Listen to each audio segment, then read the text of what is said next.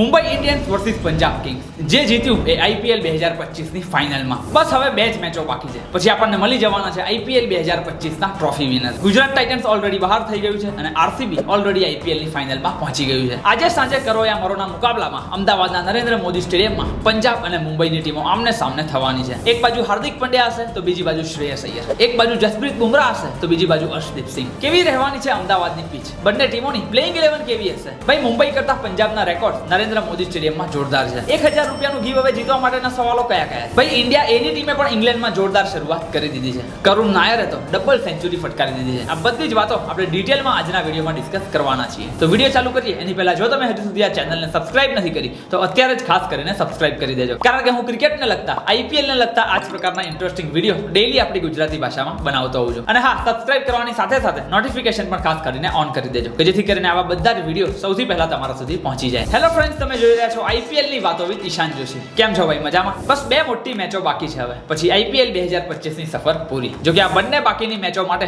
ત્રણ ટીમો પોતાનું એડી ચોટીનું જોર લગાવી દેવાનું છે. ઓફકોર્સ ત્રણે ટીમો પોતાનું બેસ્ટ આપીને આઈપીએલ 2025 ની ટ્રોફી જીતવાનો ટ્રાય કરવાની છે. ભાઈ, હું તો આજની મેચ જોવા માટે સ્ટેડિયમમાં પહોંચી જવાનો છું. તમે આવવાના છો કે નહીં એ મને નીચે કોમેન્ટમાં લખીને ખાસ જણાવજો. અમદાવાદના નરેન્દ્ર મોદી સ્ટેડિયમમાં આજે સાંજે 7:30 વાગે 5 ટાઈમ આઈપીએલ ચેમ્પિયન્સ મુંબઈ ઇન્ડિયન્સની ટક્કર પંજાબ કિંગ્સ સામે થવાની છે. એક ટીમ પોતાની પહેલી આઈપીએલ ટ્રોફી માટે લડી રહી છે, જ્યારે બીજી બાજુ મુંબઈ ઇન્ડિયન્સની ટીમ પોતાની છઠ્ઠી આઈપીએલ ટ્રોફી માટે ફાઇટ કરવાની છે. ક્વોલિફાયર 1 માં પંજાબની ટીમ આરસીબી સામે બહુ જ ખરાબ રીતે હારીને આવી રહી છે, જ્યારે બીજી બાજુ મુંબઈ ઇન્ડિયન્સની ટીમ એલિમિનેટર મેચમાં ગુજરાત ટાઇટન્સ જેવી સ્ટ્રોંગ ટીમને પણ હરાઈને આવી રહી છે. એટલે ડેફિનેટલી મુંબઈ ઇન્ડિયન્સની ટીમ આ મેચ રમવા માટે હાઈ કોન્ફિડન્સ સાથે ઉતરવાની છે. તો પંજાબની ટીમ પણ ઈચ્છે કે આરસીબી સામેની લાસ્ટ મેચ ભૂલીને આ મેચમાં જોરદાર કમબેક કરવાનો ટ્રાય કરે. હવે બંને ટીમોના હેડ ટુ હેડ રેકોર્ડ્સની વાત કરીએ તો અત્યાર સુધી આઈપીએલના ઇતિહાસમાં પંજાબ અને મુંબઈ વચ્ચે ટોટલ 32 મેચો રમાયેલી છે, જેમાંથી મુંબઈની ટીમ 17 મેચો અને પંજાબ કિંગ્સની ટીમ 15 મેચો જીતી શકી છે. એટલે ઓવરઓલ રેકોર્ડમાં તો ઓફકોર્સ મુંબઈની ટીમ આગળ ચાલી રહી છે, પરંતુ આ વખતે આઈપીએલ 2025 માં હમણાં જ રમાયેલી મેચમાં પંજાબ કિંગ્સની ટીમે મુંબઈ ઇન્ડિયન્સને હરાવી દીધું હતું અને એટલે જ મુંબઈ ઇન્ડિયન્સની ટીમ ટોપ 2 માં પણ ન પહોંચી શકી હતી. એટલે આ મેચમાં મુંબઈની ટીમ પંજાબને હરાઈને એ મેચનો બદલો લેવાનો ટ્રાય કરવાની છે.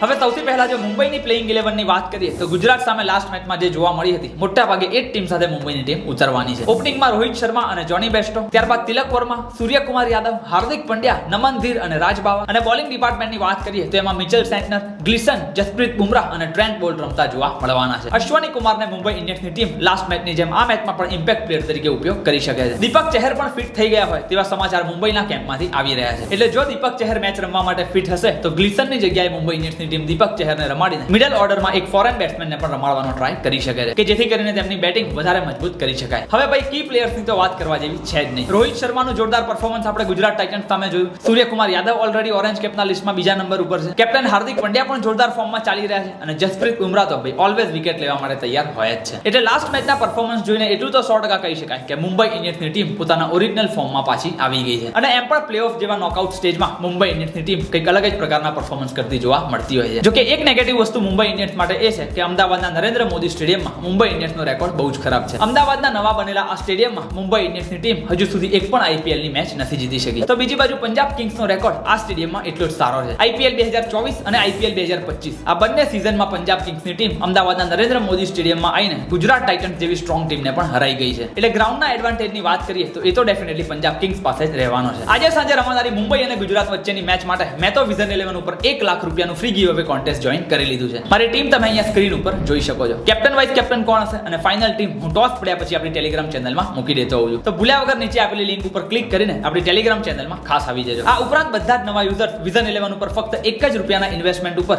2 કરોડનું મેગા કોન્ટેસ્ટ પણ જોઈન કરી શકવાના છે કે જેની વિનિંગ પ્રાઇસ 25 લાખ રૂપિયા છે. યસ, આ બંને મોટી ઓફર્સ અત્યારે વિઝન 11 ઉપર ચાલુ જ છે. તો ફટાફટ ભૂલ્યા વગર નીચે આપેલી લિંક ઉપર ક્લિક કરીને વિઝન 11 એપ્લિકેશન ડાઉનલોડ કરી લેજો અને આજે સાંજે રમાનારી મેચ માટે આ બંને કોન્ટેસ્ટ ભૂલ્યા વગર જોઈન કરી લેજો. હવે આજના ગીવ અવેની વાત કરીએ તો 3 સવાલો આ રહ્યા. નંબર 1, કોણ સૌથી વધારે ચોગ્ગા ફટકારવાનું છે? નંબર 2, કોણ સૌથી વધારે છગ્ગા ફટકારવાનું છે? અને નંબર 3, આજની મેચમાં પ્લેયર ઓફ ધ મેચ કોણ બનવાનું છે? બસ આ ત્રણેય સિમ્પલ સવાલોના જવાબ તમારે પ્રેડિક્ટ કરીને નીચે કોમેન્ટ બોક્સમાં લખી દેવાના છે. સાથે જ આ વિડીયોને લાઈક કરી દેવાનો છે અને ભૂલ્યા વગર તમારી ઇન્સ્ટાગ્રામ સ્ટોરીમાં આ વિડીયોને શેર કરી દેવાનો છે. જો આ ત્રણેય સ્ટેપ ફોલો કરેલા છે અને ત્રણેય સવાલના સાચા જવાબ આપનારમાંથી એક લકી વિનરને મારા તરફથી 1000 ડાયરેક્ટ યુપીઆઈ મળી જવાના છે. હવે મુંબઈ બાદ જો પંજાબ કિંગ્સની પ્લેઇંગ 11 ની વાત કરીએ તો સૌથી પહેલા તો ભાઈ ઓપનિંગમાં બંને અનકેપ પ્લેયર પ્રિયાંશ આર્યા અને પ્રભસિમરન સિંહ આપણને રમતા જોવા મળવાના છે. બંને પ્લેયર્સ ઓલરેડી IPL 2025 માં ધમાલ મચાઈ ચૂક્યા છે. ઓફકોર્સ લાસ્ટ જે RCB વાળી મેચ હતી એમાં બંને પ્લેયર્સ ફેલ થતા જોવા મળ્યા હતા. ત્યારબાદ કેપ્ટન શ્રેયસ અય્યર, જોશ ઇંગ્લિશ, નેહાલ વાડેરા, શશાંક સિંહ અને માર્કસ સ્ટોઇનિસ, ઓલરાઉન્ડર તરીકે અસ્મતુલ્લા ઉમરઝાઈ અને જો બોલિંગ ડિપાર્ટમેન્ટની વાત કરીએ તો એમાં અર્શદીપ સિંહ, કાઇલ જેમિસન અને વિજય કુમાર વૈશાખ આપણને રમતા જોવા મળવાના છે. Harpreet બ્રારને Punjab કિંગ્સની team impact player તરીકે યુઝ કરી શકે છે. જો કે એક પોઝિટિવ સમાચાર પંજાબ કિંગ્સના કેમ્પમાંથી એ પણ આવ્યા છે કે યુઝવેન્દ્ર ચહલ આ મેચ માટે ફિટ થઈ જવાના છે. એટલે જો યુઝીભાઈ ફિટ હશે તો તેઓ ડાયરેક્ટલી પ્લેઇંગ 11 માં રમતા જોવા મળવાના છે. ઓફકોર્સ લાસ્ટ મેચમાં RCB સામે જે પ્રકારનો ધબડકો થયો હતો એ જોઈને પંજાબ કિંગ્સની ટીમ ડિસઅપોઇન્ટ તો થઈ હશે, પરંતુ એટ ધ સેમ ટાઈમ એ જ મેચના મોટિવેશન સાથે પંજાબ કિંગ્સની ટીમ આ મેચમાં બાઉન્સ બેક કરવાના ઈરાદા સાથે ઉતરવાની છે. યાદ છે ને IPL 2025 ની ગુજરાત ટાઇટન્સની પહેલી મેચ કે જેમાં શ્રેયસ અય્યરે આવતાની સાથે 97 રનની જોરદાર ઇનિંગ રમી નાખી હતી. એટલે શ્રેયસ અય્યરનો પણ આ ગ્રાઉન્ડ ઉપર રેકોર્ડ સારો છે અને પંજાબ કિંગ્સની ટીમ પણ આ ગ્રાઉન્ડ ઉપર જીતતી આવી છે. જો મુંબઈને હરાવવું હશે તો પંજાબની ટીમના બંને ઓપનર્સમાંથી એટલીસ્ટ એક ઓપનરને તો લાંબી ઇનિંગ રમવી જ પડશે અને સાથે જ કેપ્ટન શ્રેયસ અય્યરના બેટથી પણ રન આવવા બહુ જ જરૂરી થઈ જવાના છે. બોલિંગમાં અર્શદીપ સિંહ પણ છેલ્લી 2-3 મેચમાંથી આઉટ ઓફ ટચ જોવા મળી રહ્યા છે. એટલે જો મુંબઈ ઇન્ડિયન્સ સામે સારું પરફોર્મ કરવું હશે તો ભાઈ અર્શદીપ સિંહને પણ તેમના ઓરિજિનલ ફોર્મમાં પાછા આવી જવું પડશે. પિચની વાત કરીએ તો અમદાવાદના નરેન્દ્ર મોદી સ્ટેડિયમમાં આ વખતે રમાયેલી મોટાભાગની મેચો આપણને બેટિંગ ફ્રેન્ડલી જોવા મળી છે. એટલે કે મોટાભાગની મેચોમાં આપણને 180 થી 200 રનનો સ્કોર થતો જોવા મળેલો છે. એટલે આજની મેચમાં પણ ચાન્સીસ છે કે આપણને ફરી એક વખત બેટિંગ ફ્રેન્ડલી સરફેસ જ જોવા મળવાની છે. શું લાગે છે ભાઈ તમને? કઈ ટીમ વધારે સ્ટ્રોંગ લાગી રહી છે? કઈ ટીમ RCB સામે ફાઇનલ રમવા માટે પહોંચવાની છે? એ મને નીચે કોમેન્ટમાં લખીને ખાસ જણાવજો.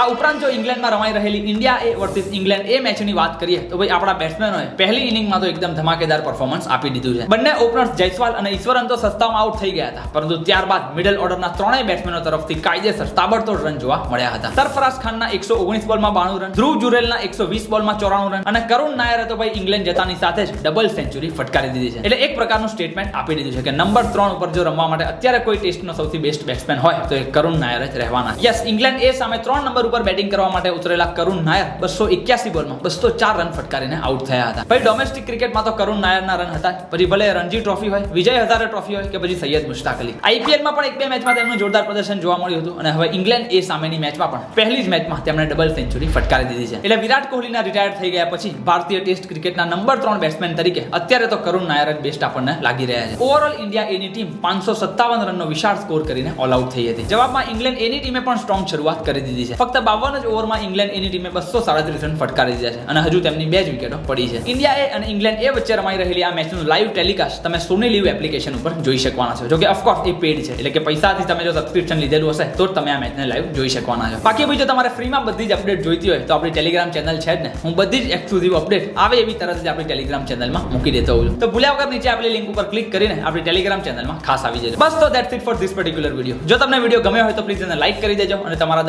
દરેક ગુજરાતી મિત્રો સુધી શેર કરી દેજો. વિઝન 11 ની લિંક મેં નીચે ડિસ્ક્રિપ્શન બોક્સમાં આપેલી છે, તો અત્યારે જ ડાઉનલોડ કરીને આજે સાંજે રમનારી મેચ માટે બંને કોન્ટેસ્ટ ખાસ જોઈન કરી લેજો. બાકી IPL ને લગતા આવા જ ઇન્ટરેસ્ટિંગ વિડીયો દરરોજ આપણી ગુજરાતી ભાષામાં જોવા માટે આ YouTube ચેનલને પણ સબસ્ક્રાઇબ કરી દેજો. મળીએ છીએ આપણે ફરી એક વખત આવા જ ઇન્ટરેસ્ટિંગ વિડીયો સાથે. ત્યાં સુધી આવજો.